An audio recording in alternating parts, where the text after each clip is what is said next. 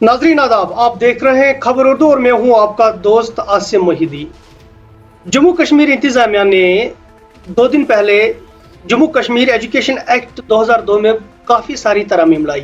इन amendments के तहत जो budget private school Jammu Kashmir में उनको काफ़ी ज़्यादा एनओसीज लाने की ज़रूरत पड़ेगी। अब प्राइवेट स्कूल्स एसोसिएशन जो है चलाने वाले लोग हैं, उनका ये कहना है कि इस अमेंडमेंट की वजह से जो ये सारी अमेंडमेंट्स लाई गई, इनकी वजह से अब जो ये बजट स्कूल से काफ़ी ज़्यादा मुतासिर हो जाएंगे। और ये जो एजुकेशन है, बजटरी एजुकेशन जो है, जो मिडिल क्लास या फिर लोअर मिडिल क्लास लोगों के लिए जो एजुकेशन है, बच्चों के लिए जो एजुकेशन है, वो काफ़ी ज़्यादा इससे मुतासिर भी हो जाएगी। काफ़ी सारे गिले शिकवे इन लोगों के, और ये कहते हैं कि ये जो एक अटैक है इंस्टीट्यूशंस पे जो यहाँ के ब्यूरोक्रेट्स ने किया है। 370 हटाने के बाद ये कहा गया था कि जो जम्मू कश्मीर में जो कवानीन है वो एंटी पीपल है, और 370 हटाने की जरूरत इसलिए ताकि जम्मू कश्मीर को बाकी रियासतें उनके साथ मिलाया जाए और इंटीग्रेट किया जाए, और बाकी तरह की जो कवानीन है जो मरकजी सरकार ने बनाए या फिर बाकी स्टेट्स में, उसी तरह के कवानीन जो पीपल फ्रेंडली इंस्टीट्यूशनल फ्रेंडली कवानीन जो है वो जम्मू कश्मीर में भी लागू किए जाए।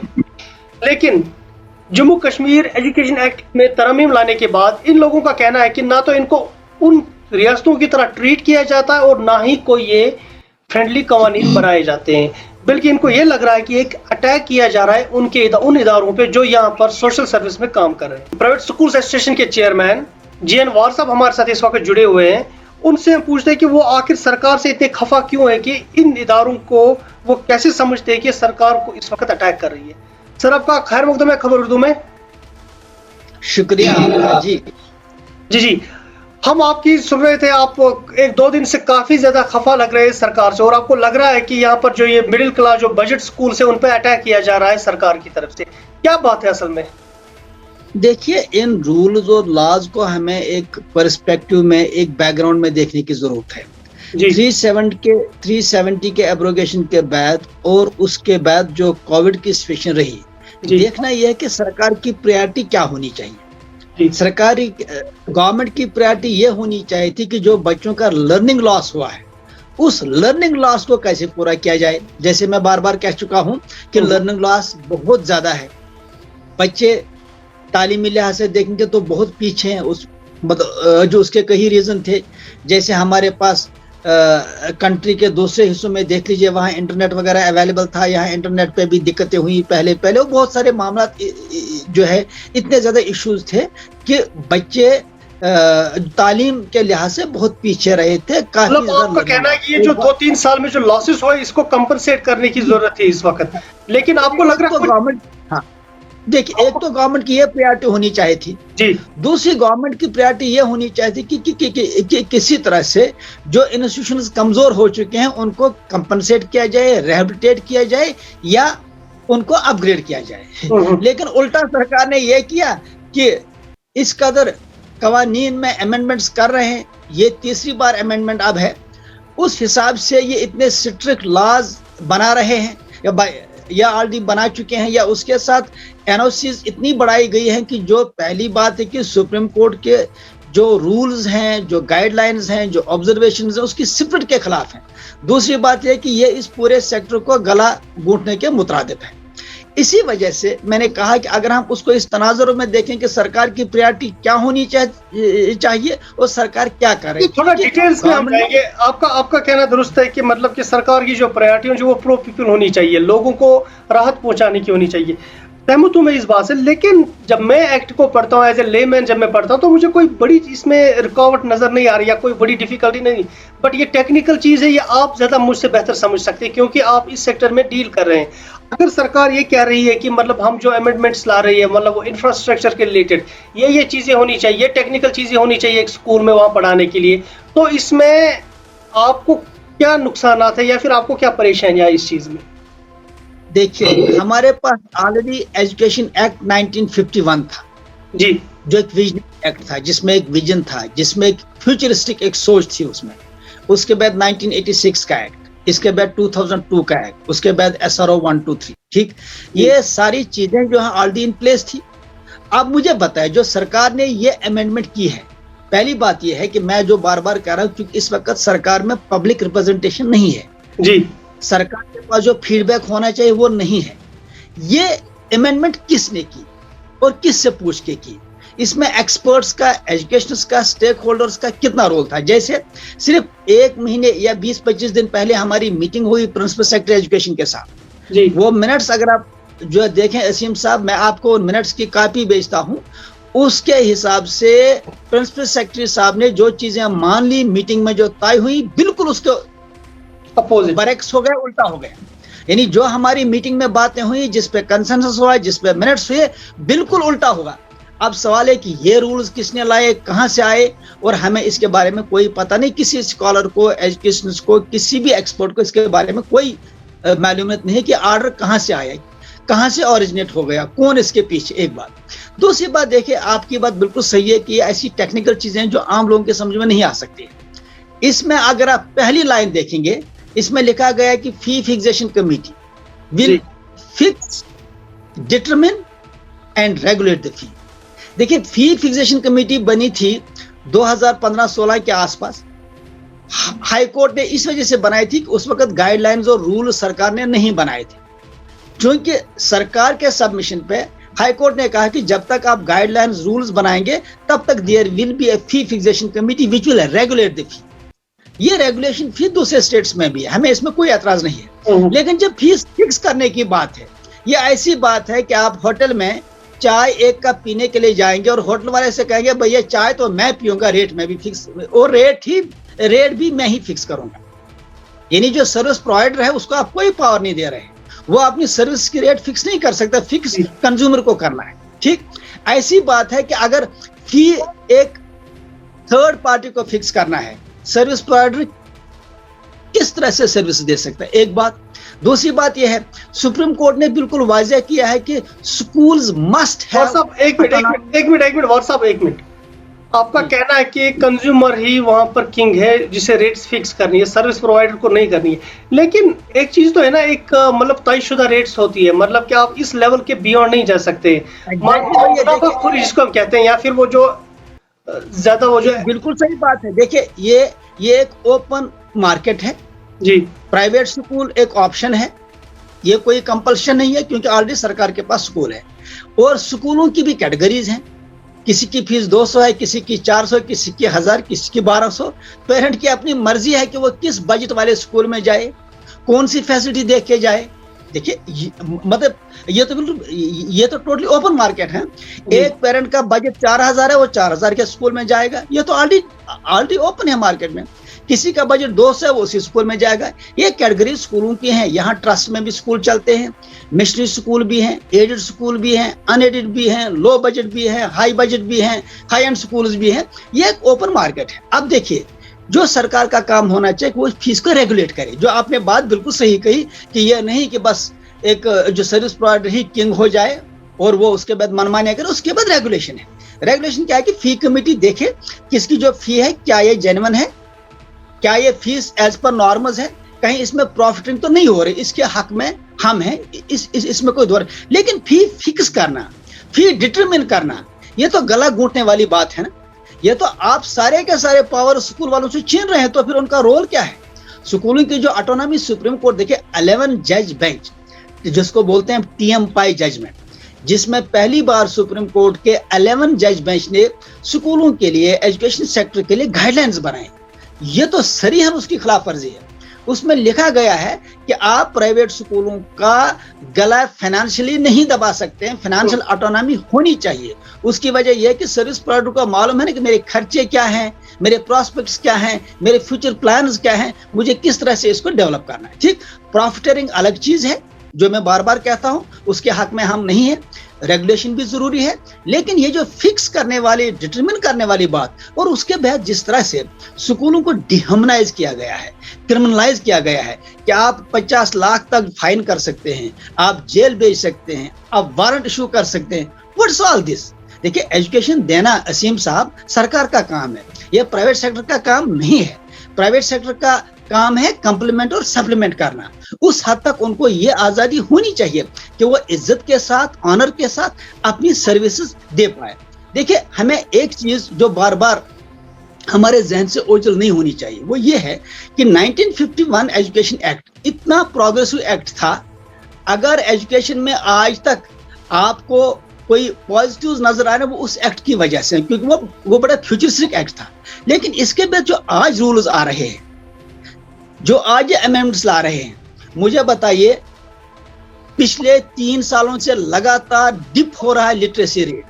لٹریسی ریٹ کشمیر میں 89% تھی، 91 بھی گئی تھی، اب یہ ڈپ ہو کے 79% ہو چکی ہے. 10% لٹریسی ریٹ کم ہو چکی ہے. ڈراپ آؤٹس آپ کے بڑھتے جا رہے ہیں. ڈرگ ایبیوز کے کیس آپ کے سامنے ہیں.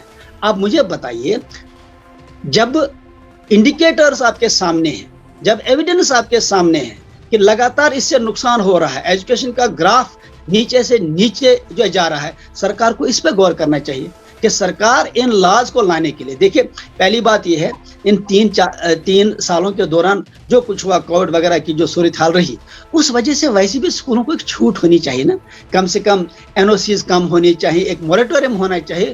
الٹا مجھے بتائے آلریڈی ہمارے تقریباً 150 سے زیادہ اسکول بند ہو چکے ہیں. زالڈگر ایک چھوٹا زون ہمارا ہے، وہاں پہ 42 سکولز ہمارے تھے، اس میں سے 19 سکول بند ہو چکے ہیں. آپ کے سامنے کچھ بڑے سکول جیسے RMP ہے، جیسے کشمیر ویلی واکھورا ہے، جیسے آربٹ سکول ہے، یہ بند ہو گئے. کیوں بند ہو گئے؟ کیونکہ وہ فائنینشلی سسٹین نہیں کر پائے. اب مجھے بتائیے خدا را، ٹاؤنز اور سٹی کی بات کریں تو 82% بچے ہمارے اسکولوں میں پڑھ رہے ہیں، صرف 18%، 15 سے 18% سرکاری اسکولوں میں ہیں.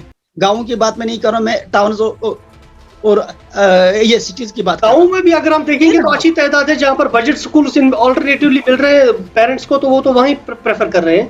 یہ بات صحیح ہے.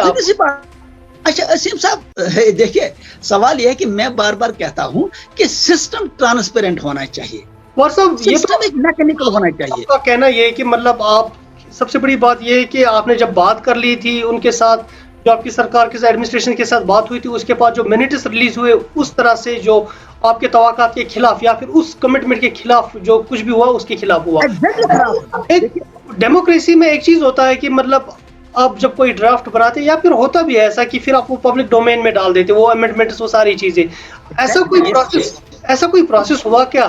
آپ کے کمنٹس میں آپ کو ابھی میں بھیج دیتا ہوں ان منٹس کی میٹنگ جو ہماری پرنسپل سیکریٹری صاحب کے ساتھ میٹنگ ہوئی. اگر ڈرافٹ میں امینڈمنٹس لانی ہوتی ہے، پبلک ڈومین میں ڈالنی ہوتی ہے نا کمنٹس کے لیے، ایسا کیا سرکار نے؟ دیکھیں طریقہ کیا ہوتا ہے، دیکھیں اسیم صاحب طریقہ کیا ہوتا ہے.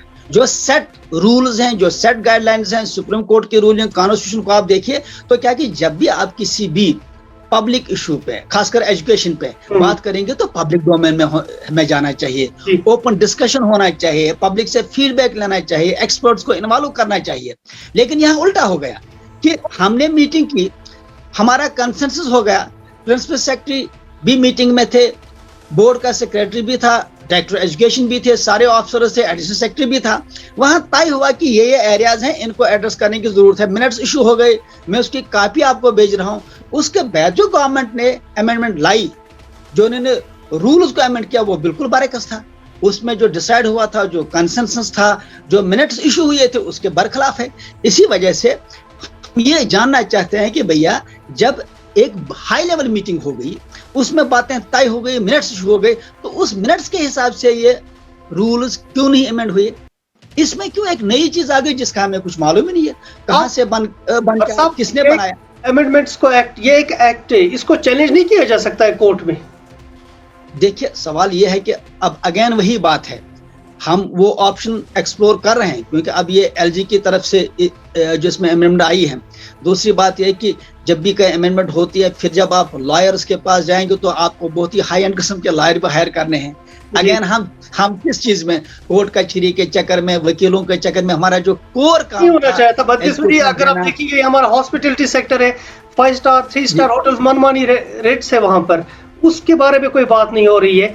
ہاسپٹل سے یہاں پر جہاں پر ایک عام انسان کو ضرورت ہوتی ہے، اگر وہاں پر کوئی ریلیف مل جائے ایک عام انسان کو، کنزیومر کو مل جائے، اس میں کوئی پرائیویٹ سیکٹر میں بات نہیں ہو رہی ہے، منمانی چل رہی ہے وہاں پر. انفارچونیٹ بات ہے کہ مطلب سکولز پہ اٹیک کیا جا رہا ہے، سکولز کو کمزور کیا جا رہا ہے، اداروں کو، ایجوکیشن انسٹیٹیوٹس کو کمزور کیا جا رہا ہے. لیکن آپ لوگوں کے پاس کیا لائی عمل ہے؟ Because it seems to be a bureaucratic arrogance.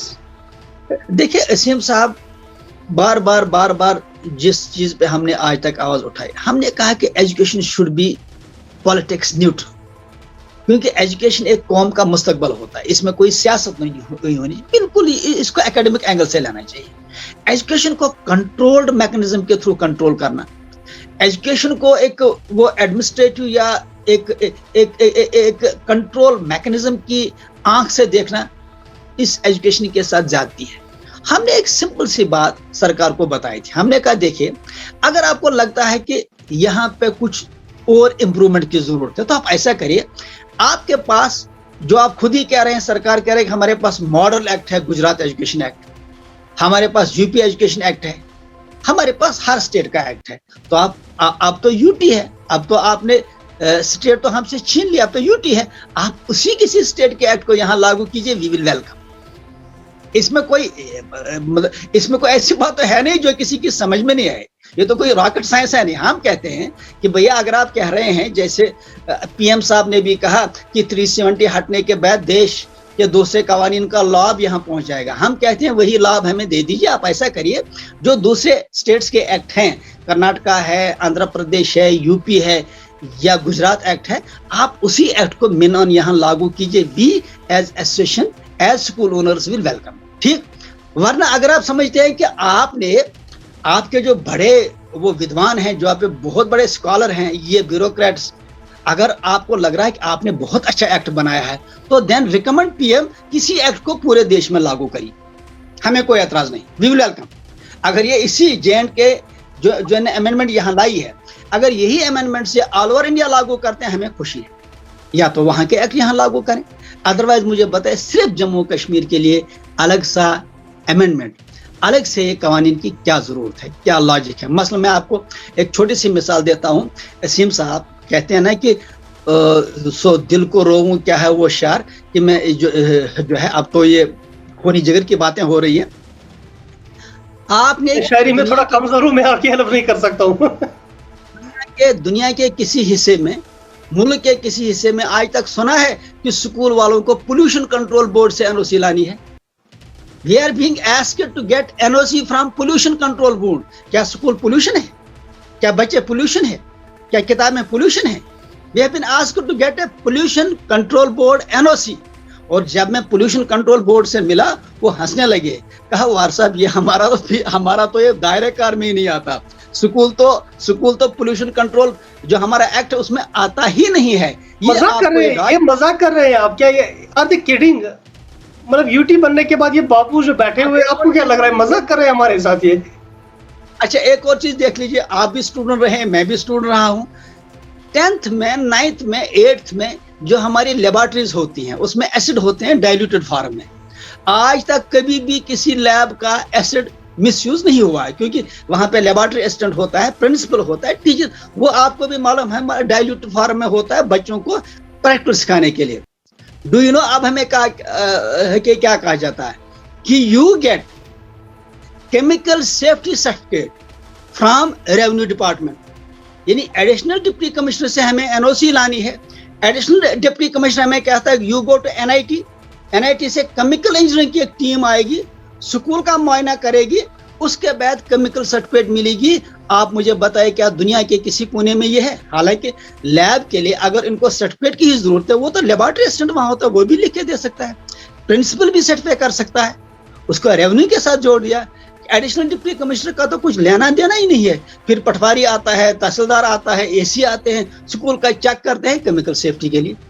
کیا کسی بھی جگہ, کیا کسی مہذب, کسی ایجوکیٹڈ سوسائٹی میں ایسا ہو سکتا ہے کہ آپ سکول کو کہیں گے کہ بھئی کیمیکل سیفٹی کے لیے آپ تحصیلدار اور پٹواری اور ADC سے آپ نے سرٹیفکیٹ لاؤ, یہ NOC. اس کے بعد ٹریفک کی NOC. اب مجھے بتائیے گاؤں دیہات میں, انٹیریئرز میں, جہاں پہ بس ہی نہیں جاتی ہے, جہاں پہ سکول کے پاس بسیں ہی نہیں ہے, وہاں کہہ رہے ہیں کہ IG سے آپ ٹریفک NOC لاؤ. سکول بڑا ہے, اس کی پارکنگ ہے, بات سمجھ میں آئے گی. لیکن جو سکول گاؤں میں جہاں روڈ بھی ابھی تک نہیں ہے, 4 کمروں میں سکول ہو جہاں, اور NOC کہاں سے لانی ہے؟ IG ٹریفک سے, جو 6 مہینے جموں میں 6 مہینے سری نگر میں ہوتا ہے. اٹس اے وے ٹو کرش کرو لوکل اسکول. اسی وجہ سے آپ اسیم صاحب اس کو اگر ایک تناظر میں, ایک بیک گراؤنڈ میں دیکھیں گے, 2015 سے پہلے یہاں صرف 7 سکول CBSE کے تھے. आज यहाँ 138 CBSE स्कूल्स हैं। यहाँ पे लोकल स्कूल्स की तादाद 2014 से पहले 3250 था, 3250 थे, आज वो घट के 2650 रहे हैं। हर साल तकरीबन 30-40 स्कूल बंद हो रहे हैं, इस पर सरकार कोई बात नहीं कर रही है। एजुकेशन का ग्राफ डाउन होता जा रहा है, लिटरेसी रेट कम होती जा रही है, ये सरकार के लिए कोई इशू नहीं। अब पब्लिक अटेंशन डाइवर्ट करने के लिए, अपने कमजोरियों को छुपाने के लिए अब क्या है कि ये वही बात है, give the dog a bad name and kill it. स्कूलों को बदनाम किया जा रहा है, प्राइवेट स्कूलों को बदनाम किया जा रहा है। आखिरकार मैं बार बार कह रहा हूं कि देखिए, प्राइवेट स्कूल, अगर आपको लगता है कि प्राइवेट स्कूल कोई कंट्रीब्यूशन नहीं कर रहे हैं, आप बंद कीजिए। आप हमें टॉर्चर क्यों कर रहे हैं, मेंटल टॉर्चर क्यों कर रहे हैं? आप हमें बंद करने की जरूरत ही नहीं है, इनके पास एक बहुत बड़ा इंफ्रास्ट्रक्चर है, अगर उसी को ये इम्प्रूव करेंगे तो खुद ब खुद ये प्राइवेट हमारी जरूरत हो जाएंगे। देखिए असीम साहब, इससे पहले भी मैं एक इंटरव्यू में आपके साथ ये बात कर चुका हूं। 12,000 करोड़ का बजट सरकार के पास है एजुकेशन के लिए, ठीक। एक बच्चे पे एक महीने का 11,500 रुपये खर्चा आता है। अगर आप कॉस्ट बेनिफिट एनालिसिस के हिसाब से देखेंगे तो एक बच्चे पे एक महीने का 18,500 रुपये खर्चा आता है सरकारी स्कूल में, एक महीने का। प्राइवेट स्कूलों की फीस, ट्रस्ट वस्ट जो कम्युनिटी स्कूल है, 150-200 से स्टार्ट होती है, 300-400-700, ठीक। हायर स्कूल चंद हैं जिनकी फीस 3,000, या एक आध स्कूल की फीस 7,000, बहुत कम। इसका एवरेज निकाले तो 530 रुपये आता है, जिससे mathematical calculation nobody can deny. वही तालीम जो हम 530 रुपए में पर मंथ पर चाइल्ड दे रहे हैं, सरकार यही तालीम 18,500 रुपए में पर मंथ दे रही है। ये तो मैथमेटिकल डाटा है। सवाल ये है, इसी वजह से हम सरकार से कह रहे हैं कि अगर आपको लोगों की बहुत फिक्र है, आप चाहते हैं कि पब्लिक इंटरेस्ट जो है प्रायोरिटी रहे, why don't you do one thing, ये 18,000 रुपया पेरेंट के अकाउंट में एज एजुकेशन वोचर डाल दें। पेरेंट को ये मर्जी होनी चाहिए कि वो अपने बच्चे को किस स्कूल में एडमिट कराए, कहाँ पढ़ाए, अपने बच्चे को किस तरह पढ़ाए, जिस स्कूल को डायरेक्टली दे दे, है ना, या स्कूल को डायरेक्टली दे दीजिए। सवाल यह है कि अगर आप कहते हैं, दूसरी बात, as per right to education act, हर प्राइवेट स्कूल को 25% बच्चे फ्री ऑफ कॉस्ट पढ़ाने हैं, जिनका पैसा सेंट्रल गवर्नमेंट को देना है। ऑल ओवर इंडिया है, ये कश्मीर में लागू क्यों नहीं हो रहा है? एक और चीज, कोविड के दौरान अक्सर स्टेट्स ने सारे टैक्सेस माफ कर दिए या हाफ कर दिए, यहाँ पे 10 टाइम्स बढ़ाया गया। म्यूनिसिपैलिटी की फीस स्कूलों पे बढ़ाई गई, 2,000 से 24,000 कर दी गई। रोड टैक्स बढ़ाया गया, टोकन टैक्स बढ़ाया गया। अब देखिए, हद ये है कि सारे टैक्सेस दुगना तिगना 10 टाइम्स 100 टाइम्स बढ़ाए गए, और फिर कहा जा रहा है कि आप ट्रांसपोर्ट फीस भी मत, कि ड्राइवर कहाँ जाएंगे, हेल्पर कहाँ, एलाइड स्टाफ कहाँ जाएगा, और जो इसके साथ तबका जुड़ा वो कहाँ जाएगा, और स्कूल ने जो बस लोन पे लिए उसका EMI या उसकी डेप्रिसिएशन कहाँ से आएगी, इंश्योरेंस कहाँ से पे होगा, रोड टैक्स कहाँ से होगा। हमने कहा था सरकार से कि आप ये टैक्स माफ कर लीजिए, एक टैक्स भी माफ नहीं हुआ, कोई भी टैक्स आज तक सरकार ने माफ किया हो। कमेटी बनी, सरकार ने फैसला जो स्कूल दिया था कि हम प्राइवेट स्कूलों को कंपनसेट करेंगे, आज तक उस कमेटी की कोई रिपोर्ट सामने नहीं आई। एडवाइजर को उस कमेटी का हेड बनाया गया था। कि इसी वजह से हम कहते हैं कि government should not play politics, should not deviate attention. कम से कम दूसरी चीजों पे आप सियासत करें तो समझ में आता है, लेकिन एजुकेशन के साथ आप खिलवाड़ करके पूरी कौम को अंधेरों में अब धकेल रहे हैं। इससे जो नुकसान होगा, you won't be able to comprehend, तो उसको फिर आप कंपनसेट नहीं कर सकते हैं। यही बच्चे फिर अनपढ़ होकर कहाँ जाएंगे, यही बच्चे फिर तो सीधी बात है समाज के लिए खतरा बनते हैं। इसी वजह से हम आपकी चैनल के थ्रू हम हर सतह पे ये LG तक ये बात पहुंचाना चाहते हैं कि LG साहब, या तो either you are being misled, या आपको बाबू लोग सही रिपोर्ट नहीं दे रहे हैं, या कोई ना कोई कम्युनिकेशन ऐसा गैप है कि आपको सिंपल मैथ भी समझ में नहीं आ रही है। सिंपल मैथ ये है कि अगर हम कंट्रीब्यूट नहीं कर पा रहे हैं, सिंपल सी बात है, इशू 1 लाइन ऑर्डर कि let all private schools be closed down, we will welcome that. हमें खुशी है क्योंकि अब हमें कोई शौक नहीं है ये जलालत देने का, ये बेइज्जती लेने का, ये जो डिह्यूमनाइज कर रहे हैं। आप अपने स्कूलों को अपग्रेड कीजिए, नहीं तो आप ऐसा कीजिए जो आपका बजट है उसका 1/3 आप हमें दे दीजिए, हम पूरे सरकारी स्कूलों के बच्चों को फ्री ऑफ कॉस्ट पढ़ाएंगे एंड सी आर रिजल्ट्स, हमारे रिजल्ट्स आपसे 10,000 टाइम्स बेटर होंगे। आप सिर्फ बजट का 1/3 हिस्सा हमें दे दीजिए, इसमें भी कोई रॉकेट साइंस नहीं है। अदरवाइज डोंट बिफूल पीपल, लोगों को धोखा मत दे दीजिए, अटेंशन डाइवर्ट करके आप इस एजुकेशन सेक्टर को खत्म मत कर दीजिए। टाइम आया है, वक्त आया है कि अगर आज हम इस चीज पर न सोचें तो कब सोचें कि एक तरफ से 18,500 रुपए एक बच्चे पे खर्चा है, रिजल्ट आपके सामने है।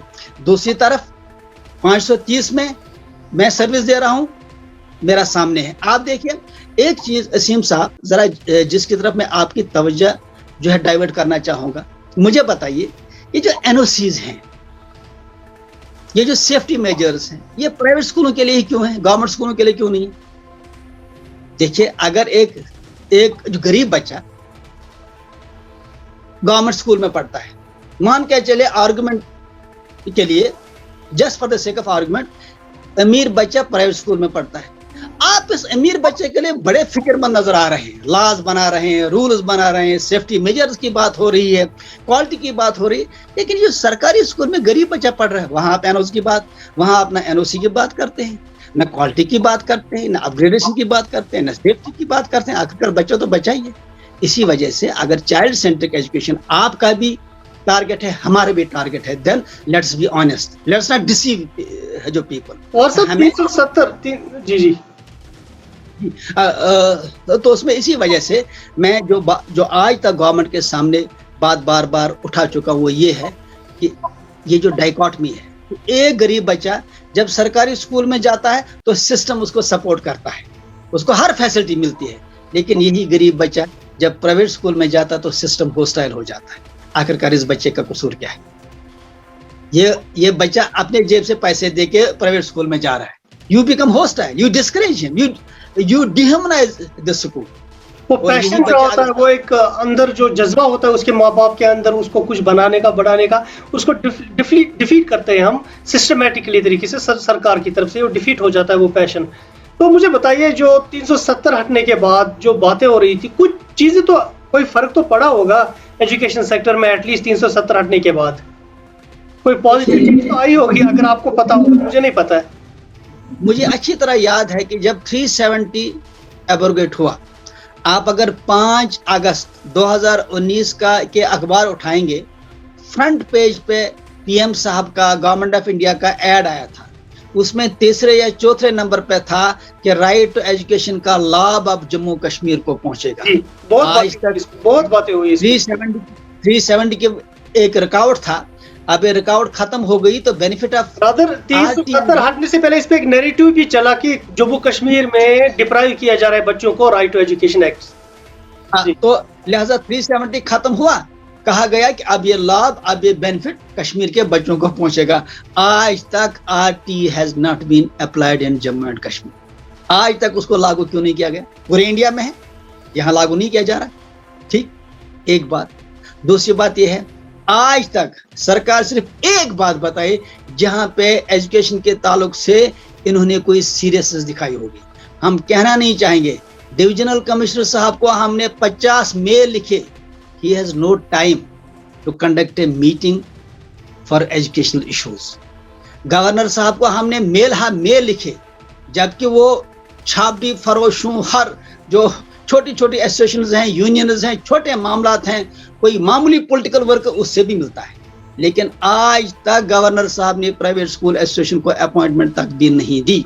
ये सरकार का हाल है, जबकि 50% से ज्यादा बच्चे हमारे स्कूलों में पढ़ते हैं। सिर्फ कश्मीर डिवीजन में तकरीबन 7.25 लाख बच्चे हमारे स्कूलों में पढ़ते हैं। सरकार के पास कोई प्रायोरिटी नहीं है। उल्टा 370 हटने के बाद 10% लिटरेसी रेट डाउन हो चुकी है, ड्रॉप आउट रेट बहुत ज्यादा बढ़ चुकी है, लर्निंग लॉस 84% हो चुका है। ये मैथमेटिक्स है, ये फैक्ट्स हैं, गवर्नमेंट के ना डिनाई। इसी वजह से अपनी कमजोरियों पे बात करने के बजाय ये पॉलिटिक्स हो रही है, कभी पेरेंट्स की वकालत हो रही है। हालांकि मैं बार बार कहता हूं, parents are the backbone of school. अगर कोई स्कूल किसी पेरेंट के साथ ज्यादती करता है, उसके लिए बहुत सारे फॉर्म्स हैं, ग्रीवेंस सेल है, सिविल कोर्ट है, क्रिमिनल कोर्ट है, लेबर लॉज है, प्रोविडेंट फंड के ऑफिस है, डायरेक्टर एजुकेशन है, बहुत सारे इदारे उसके लिए हैं। इसके अलावा हमारी अपनी एक ग्रीवेंस सेल भी है हमारे पास। मैं वसूख से कहता हूँ विद चैलेंज कि आज तक कोई पेरेंट बताई उसने हमारे पास कोई कंप्लेंट की होगी, हमने 7 दिनों के अंदर अंदर उसको रिजॉल्व न किया, क्योंकि बहुत हद तक ये कम्युनिकेशन गैप होता है, पेरेंट और स्कूलों के दरमियान कम्युनिकेशन गैप होता है। फिर हमें ये भी यहाँ पे जहन में रखना चाहिए कि जब हम स्कूलों की बात करते हैं तो स्कूल एक ही किस्म के नहीं है। स्कूल वो भी जो हाई एंड स्कूल हैं, जहाँ पे अमीरों के बच्चे पढ़ते हैं जी, उनकी अपनी मर्जी है।